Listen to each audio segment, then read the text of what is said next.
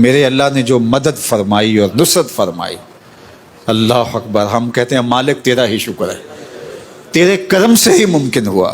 ہم اس قابل بھی نہیں تھے، جس طرح ہم آپس میں لڑ رہے تھے، جس طرح ہم معاشی بحرانوں میں مبتلا تھے، جس طرح ہم اپنے ہی ملک کو اپنے ہاتھوں سے نوچ رہے تھے، جس طرح ہم ایک دوسرے کی ٹانگیں کھینچ رہے تھے. ہم اس قابل نہیں تھے کہ ہم یہ کر پاتے، لیکن مالک تو نے پھر بھی حضور کے صدقے ہمارے اوپر رحم فرمایا.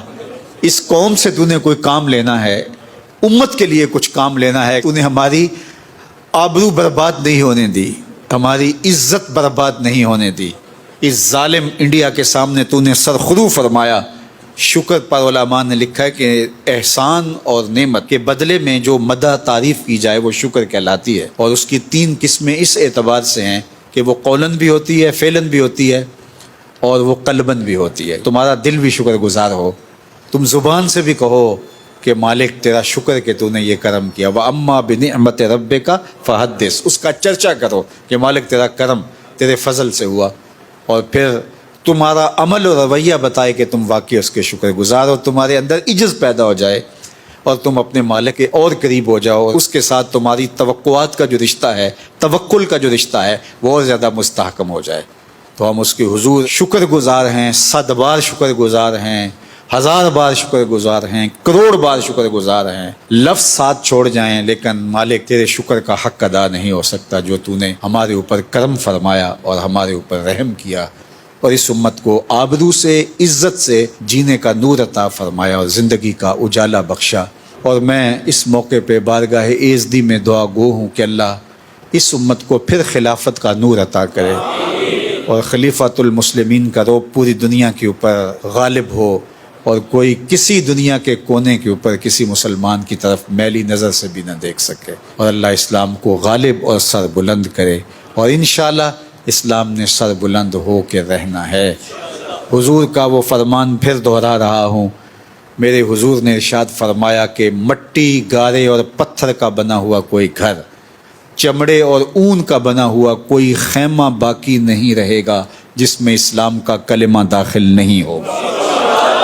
اس کا سادہ ترجمہ یہ ہے کہ شرق سے غرب تک، شمال سے جنوب تک، پوری کائنات میں ہر چھت پہ جھنڈا میرے حضور کے نام کا جھول رہا ہو، اور اسلام کا دبدبہ، اسلام کی ہیبت پوری دنیا کے اوپر طاری ہوگی. انشاءاللہ وہ وقت آ کے رہے گا.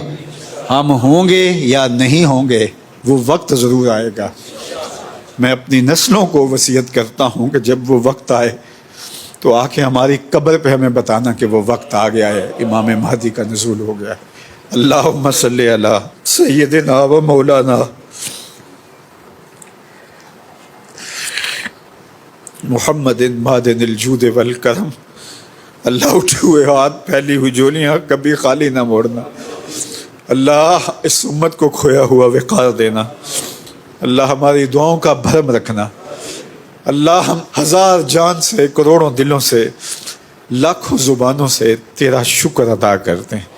اللہ تو نے میرے وطن کی آبرو پر آنچ نہیں آنے دی، میرے وطن کی عزت کو سلامت رکھا، میرے وطن کے وقار کو سلامت رکھا.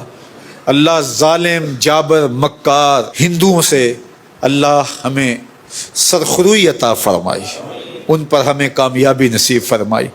اللہ کروڑ بار تیرا شکر ادا کرتے ہیں، اللہ تیرا شکر ادا کرتے ہیں. اللہ تیرے حضور مزید کامیابیوں کے ملتجی ہیں. اللہ ہمیں کسی میدان میں ناکامی دیکھنے نہ دینا، ہر جگہ اللہ کامیابیاں عطا فرمانا. اور اے اللہ افواج پاکستان کی خیر فرمانا، میرے وطن کے گوشے گوشے کی، چپے چپے کی خیر فرمانا. اے اللہ ہماری افواج کو اتنی ہمت، اتنی طاقت، اتنی توانائی، اتنی جرأت، اتنی صلاحیتیں اور اپنی جناب سے اتنی قوت ایمانی نصیب فرمانا کہ وہ اپنے مظلوم غزہ کے بھائیوں کا بدلہ لے سکیں. اللہ اپنے بھائیوں کا بدلہ لے سکیں. اللہ ان لاچاروں کے سر پہ ہاتھ رکھ سکیں. اپنا خاص کرم فضل اللہ میرے وطن کا مقسوم فرمانا. اللہ اس قوم کو دنیا کی توانا قوم بنانا. اللہ ہمیں حرب و ضرب کے اسلحہ جات سے لیس فرمانا. اللہ ہماری دھاک دنیا کے اوپر بٹھا دینا. اللہ ہمیں تو نے جو کامیابیاں عطا کی، تیرا شکر بجا لاتے ہیں، مزید کامیابیاں نصیب فرمانا. اللہ اپنا خاص کرم فضل اس وطن کا مقسوم فرمانا، اس وطن کو معیشت کا جمال بھی دینا، سال اقدار کا نور بھی دینا۔ اللہ اپنا خاص کرم فضل 56-57 اسلامی ملکوں کا مقسوم کرنا۔ اللہ سب ممالک کو نیک، صالح، پاکیزہ، اہل، دیانتدار اور جرأت مند حکمران عطا کر دینا۔ اللہ غزہ کے بھائیوں کے لیے، القدس کے چاروں طرف لڑنے والوں کے لیے اللہ ہمیں مدد کے لیے پہنچنے کی توفیق دینا۔ وصلی اللہ تعالی علی النبی الامین۔